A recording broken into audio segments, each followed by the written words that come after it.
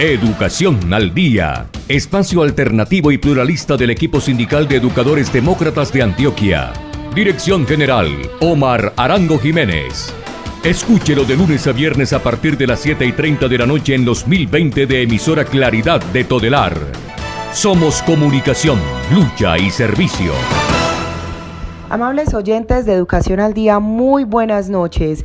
Bienvenidos a este espacio radial del equipo sindical de educadores demócratas del departamento de Antioquia.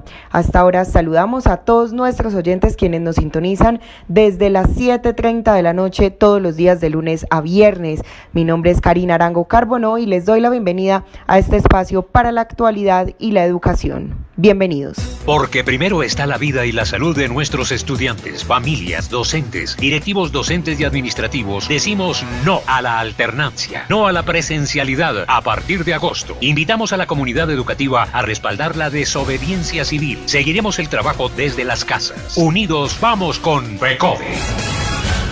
Y a esta hora iniciamos nuestro programa Educación al Día, escuchando un informe del abogado Giovanni López Quintero con relación a la gestión del año 2020 de la fiduciaria, la FIDU Previsora. Escuchemos. Maestros y maestras de Colombia, les habla el abogado Giovanni López Quintero. Acaba de terminar el informe de rendición de cuentas de la fiduciaria, la Previsora y del FOMAC sobre la gestión del año 2020.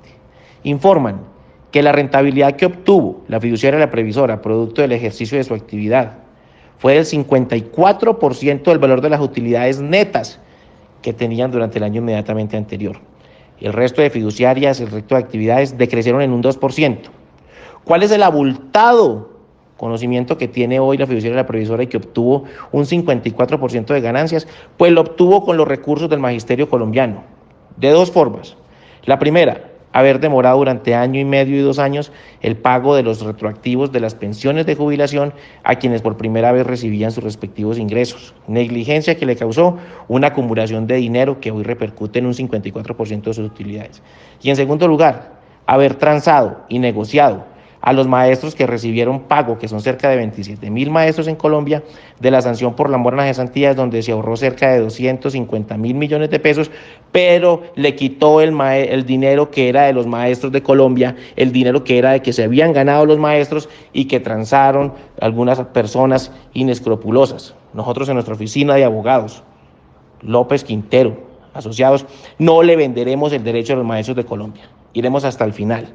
Si bien es cierto, tenemos que demorarnos un poquito para que el pago sea al 100% de su circunstancia, de su situación, no permitiremos que la fiduciaria y la Previsora se sigan enriqueciendo encima de los hombros del magisterio colombiano, encima de los maestros de Colombia, y que los derechos que tienen que ser reconocidos de manera completa e integral, estando los recursos, habiéndole asignado los recursos del Ministerio de Hacienda, hoy se le pierden a los maestros y a sus familias.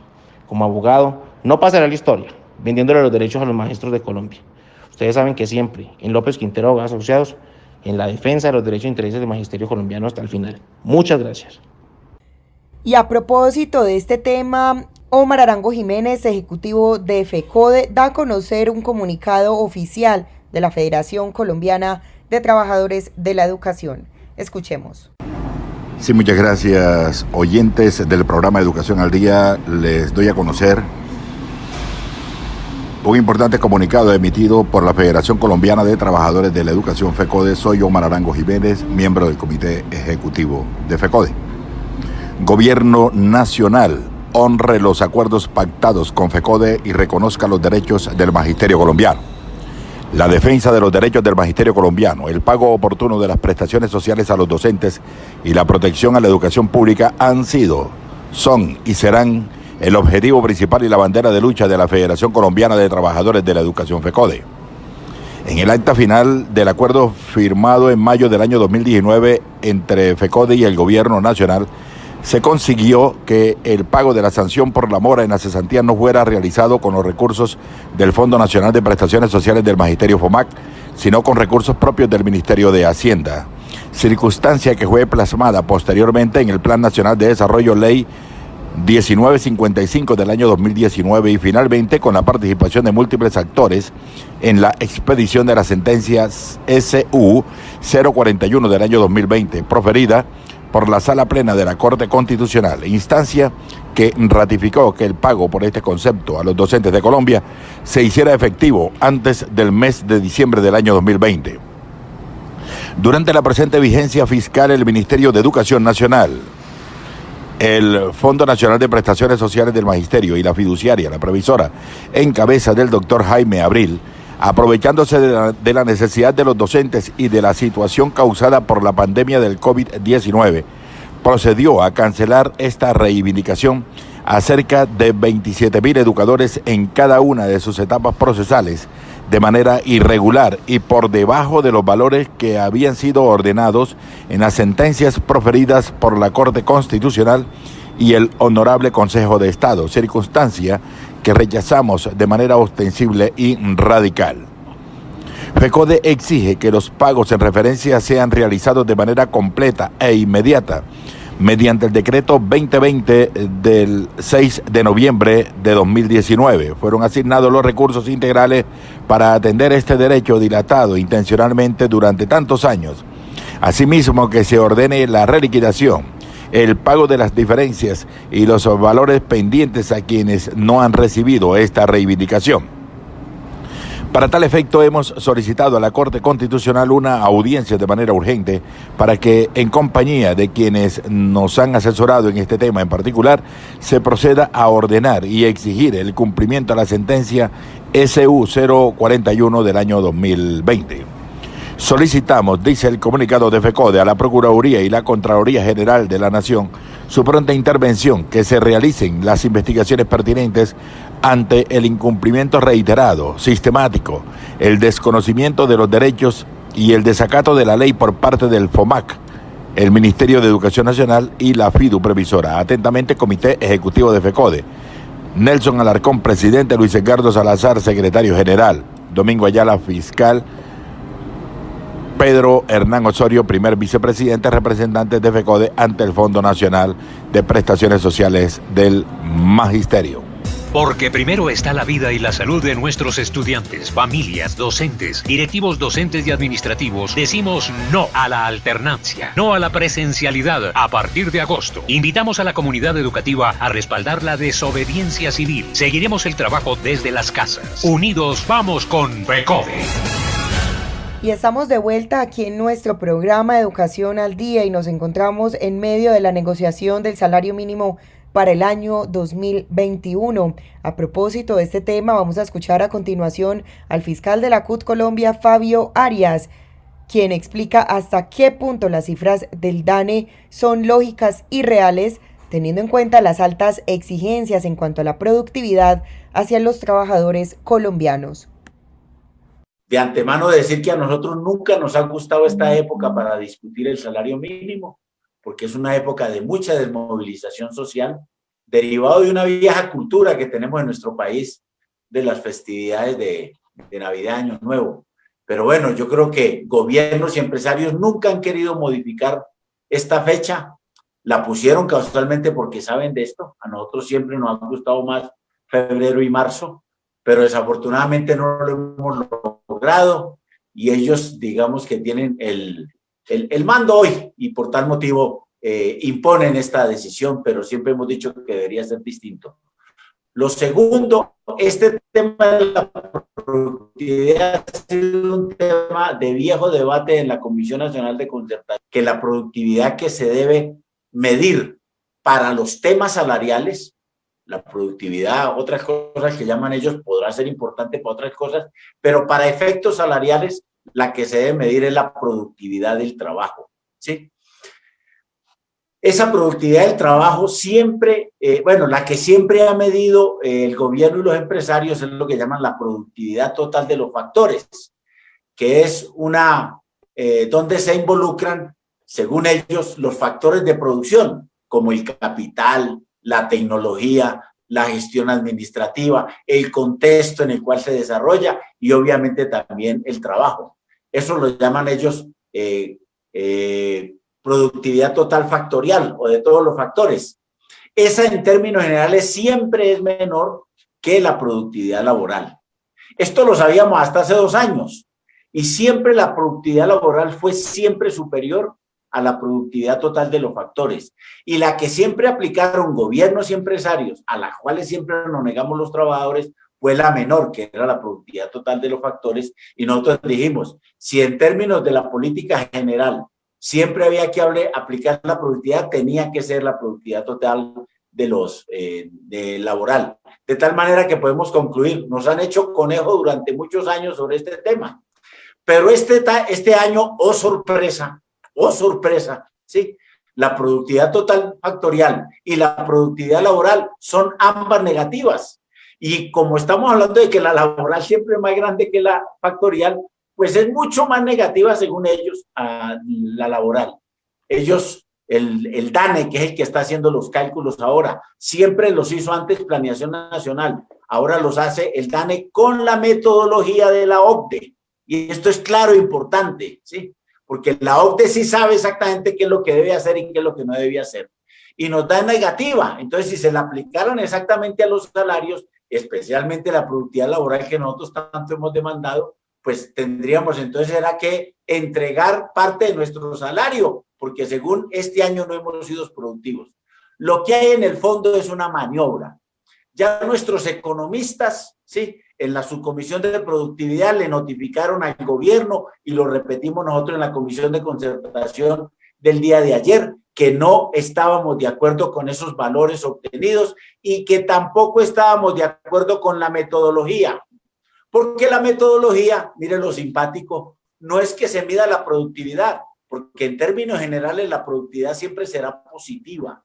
Es decir, el trabajo, que es el único generador de riqueza, pues cada vez exactamente que se enfrente frente a los procesos de transformación y de cambio y de valor agregado de cualquier actividad productiva, pues al general tiene que ser positiva, no puede ser negativa. Este es un invento de ellos. Y el invento está en esto.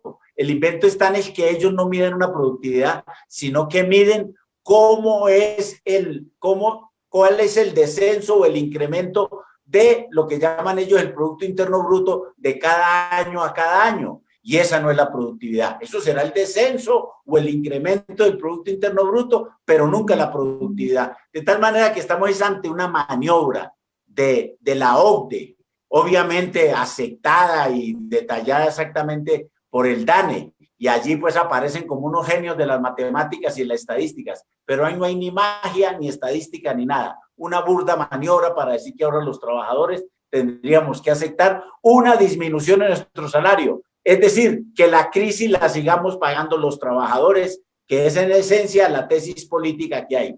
El tema salarial, más que un tema de orden económico o de matemáticas, es un tema eminentemente político. Por eso no podemos aceptar esas cifras, estamos en contra de ellas, pero quiero decir, ya nuestros economistas, los de la Universidad Nacional, hicieron exactamente una corrida de los datos de productividad de este año hasta lo que se conoce, hasta el tercer trimestre, y les da positiva, negando exactamente la situación que ellos nos quieren hacer. Les da hasta el momento más 0,67, que era pues por lo menos no se puede esperar una gran productividad, tampoco podemos decir eso, pero sí necesariamente que es positiva, y por eso queremos contarle a todos ustedes de que estamos frente a una maniobra de la OCDE compartida obviamente por el gobierno y los empresarios para presuntamente darle a la opinión pública la sensación de que tenemos que disminuir nuestros salarios.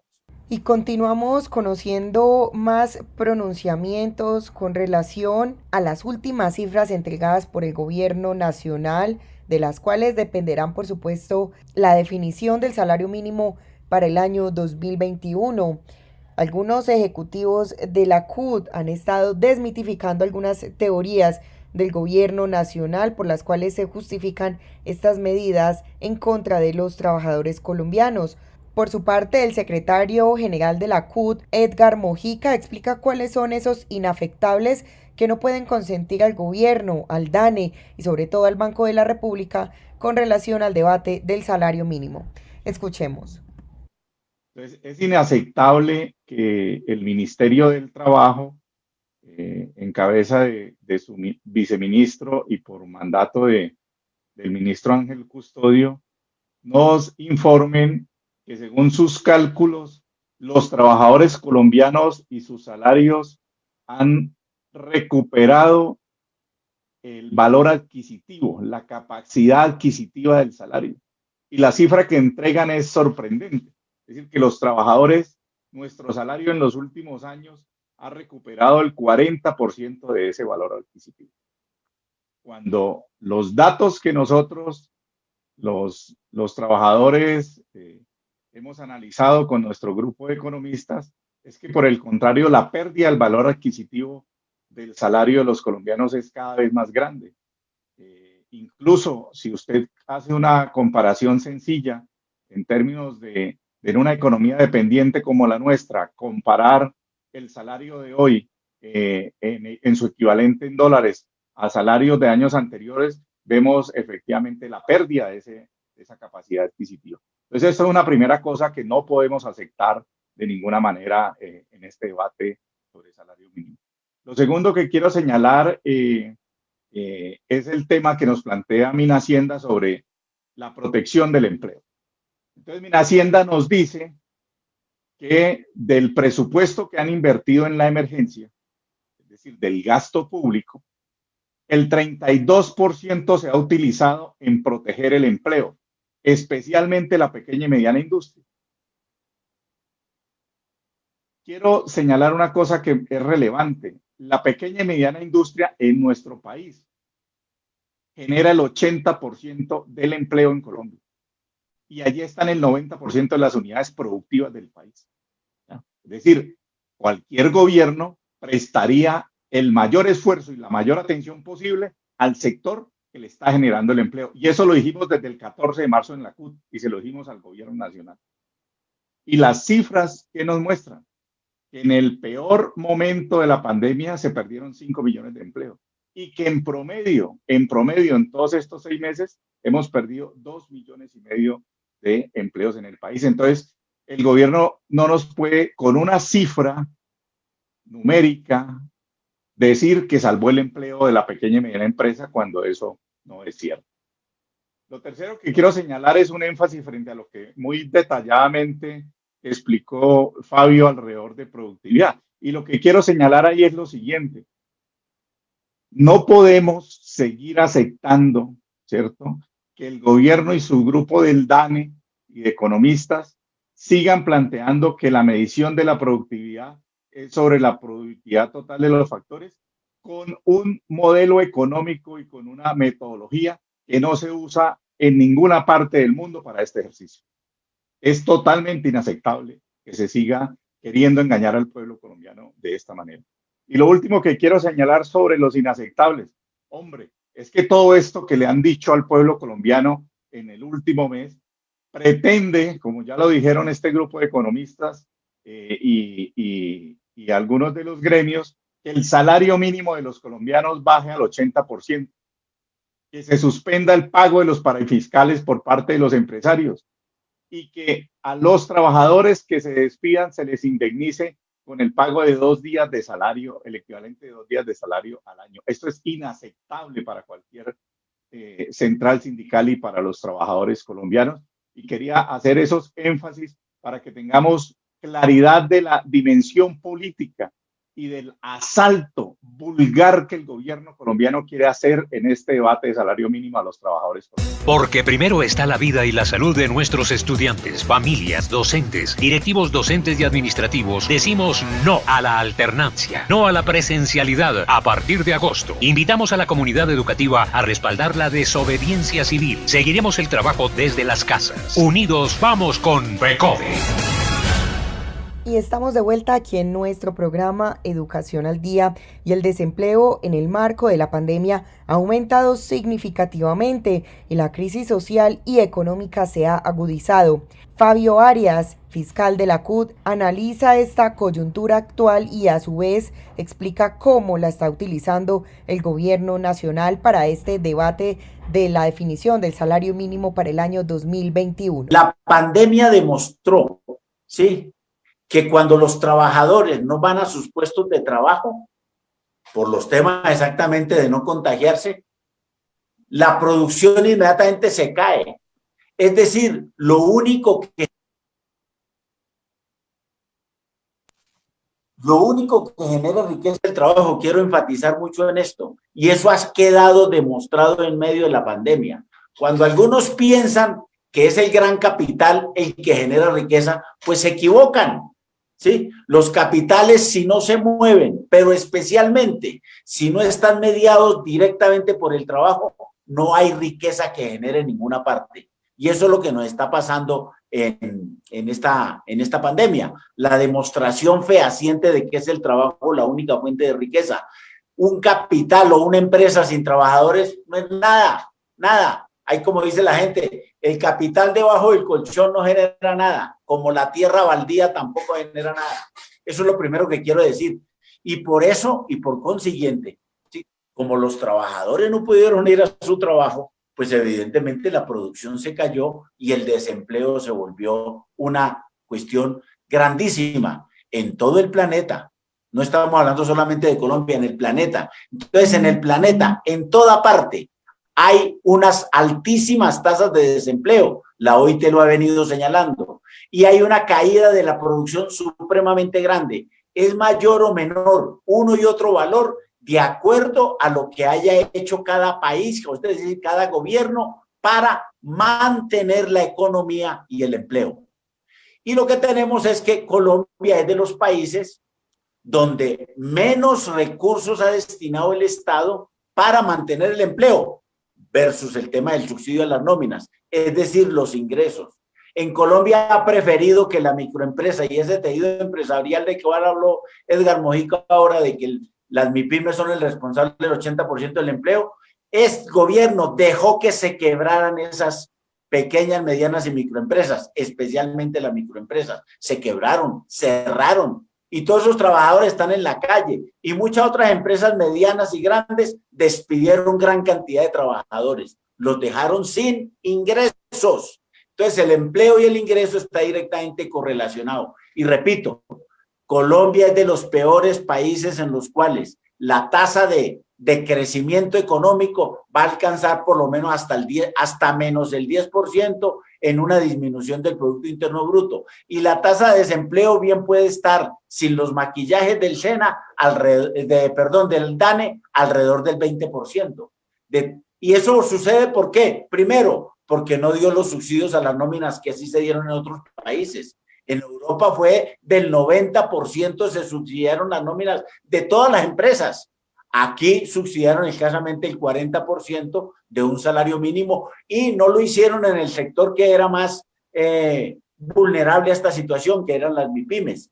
Por el contrario, le ofrecieron a todas las empresas el mismo valor, los mismos 350,000 pesos, e inclusive el gobierno ofreció 370 millones de dólares para Avianca. Eso es un delito, porque evidentemente prefirieron de que se destruyera el tejido empresarial de las MIPYMES y no pudieran permanecer el empleo, que es muy importante. Y lo otro es que la gente perdió los ingresos cuando, por efectos, Colombia es un país de alta informalidad, entonces los informales, primero en la cuarentena perdieron todos sus ingresos y después cuando salieron a vender algo en la calle, pues tampoco encontraron compradores. A eso ya refirió Diógenes cuando habló exactamente de la inflación, ¿sí? Entonces, tenemos una caída de los ingresos sustancial y el gobierno no fue capaz de darnos la renta básica universal. Por eso Colombia, repito, tiene los peores índices en decrecimiento económico y en tasa de desempleo, porque este gobierno fue michicato con su población. Por el contrario, todos sabemos que ha sido muy generoso con las grandes corporaciones de los banqueros y con las multinacionales, especialmente de carácter extranjero. Entonces, ahí tenemos un problema en el cual hemos perdido todo esto.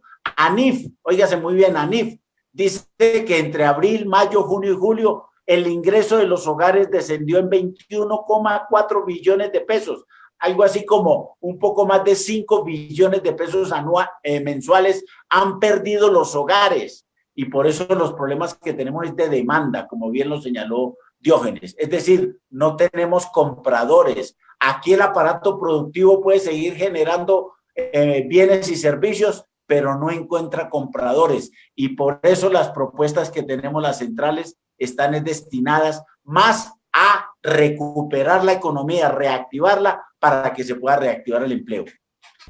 Por otro lado, el fiscal de la CUT, Fabio Arias, también explica por qué esa propuesta de 1.000.000 de pesos de salario mínimo más subsidio de 120.000 pesos acompañado de una renta básica para los colombianos. Tenemos una reducción de los ingresos generales de la población que se percibe en la reducción de los ingresos de los hogares. Y los hogares hoy tienen menos plata que el año pasado, y mucho menos plata, no unos cuantos pesitos, mucho, como lo acabo de mencionar con el dato de ANIP. En la Comisión de Concertación le pedimos esos datos al DANE, que nos los detallen mes a mes cuánto ha sido la pérdida, porque evidentemente se puede establecer sin ningún problema. Y vamos a darnos cuenta de que ese es el mayor problema que tiene la gente, ¿sí? No tenemos recursos suficientes en el bolsillo. Este es un problema mundial. Esta no es una discusión aquí parroquial entre nosotros, es una discusión mundial. Y entonces quiero contarle a todos ustedes que el New York Times, que es un periódico de los gringos, de los mayores, del mayor imperio que tenemos en el mundo, ¿sí? Pues también se mete en esta discusión, porque la discusión también en Estados Unidos es: esta pandemia ha arruinado la economía general del país, o por lo menos no la tiene andando a los niveles que tenía antes. Y el empleo evidentemente también tiene un problema muy grave, aduciendo eso sí que el problema de la informalidad de ellos es prácticamente inexistente, y los niveles exactamente de productividad de ellos por la incorporación tecnológica que mantienen no son los mismos nuestros, pero de alguna manera también se plantea en el tema. Entonces el New York Times está diciendo: se requiere volver a hablar de salarios más altos. Oiga muy bien la expresión del titular, ¿sí? Hablemos de salarios más altos. Es decir, están entendiendo perfectamente de que si la población y toda esa clase trabajadora no le dan mayores ingresos, la economía se viene al suelo. Eso ya lo saben ellos. El círculo virtuoso ese, ellos lo entienden perfectamente. ¿Por qué no lo entienden los de aquí de nosotros?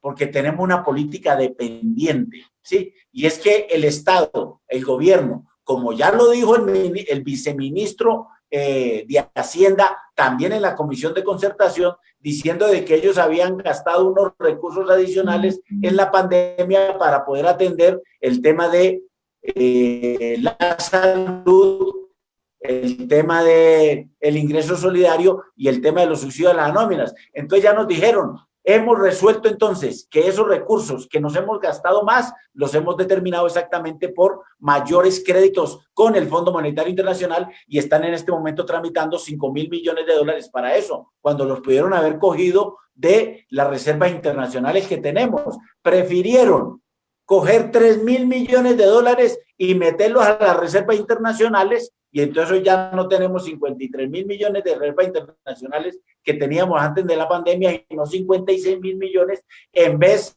de recogerlos y introducirlos en la pandemia, hoy estamos recurriendo al crédito para seguirnos endeudando, para que nuestra política económica y fiscal, porque se trata al final de la política fiscal, sea determinada por el Fondo Monetario Internacional y los organismos de crédito internacional. Entonces ya el viceministro nos dijo: como hemos gastado unos recursos más, aquí toca aclarar de que no se lo han gastado en la población, sino en los banqueros y en las multinacionales, ¿sí? Vamos entonces que hacer una nueva reforma tributaria, y ya se nos vinieron con el cuento de que la reforma tributaria es aumentando el IVA. Es decir, depreciando todavía mucho más el bolsillo que le queda a los trabajadores, porque nos van a aumentar el IVA. Entonces, aquí es una política contraria al interés nacional y única y exclusivamente determinada por los intereses de las grandes corporaciones, especialmente financieros, y los organismos de crédito internacional. En Estados Unidos sí van a hacer la tarea como es, ¿sí? Pero nosotros vamos a hacer la tarea como no es, porque la ortodoxia neoliberal y el mandato de estos organismos de crédito no permiten que verdaderamente le demos recursos a la gente para que la demanda interna crezca, y por tal motivo pueda haber recuperación de la economía y del empleo.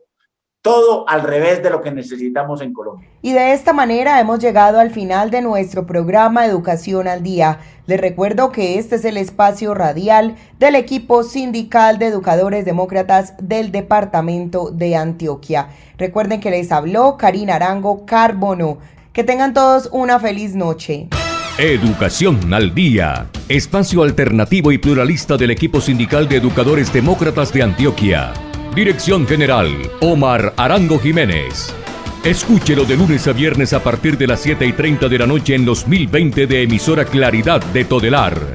Somos comunicación, lucha y servicio.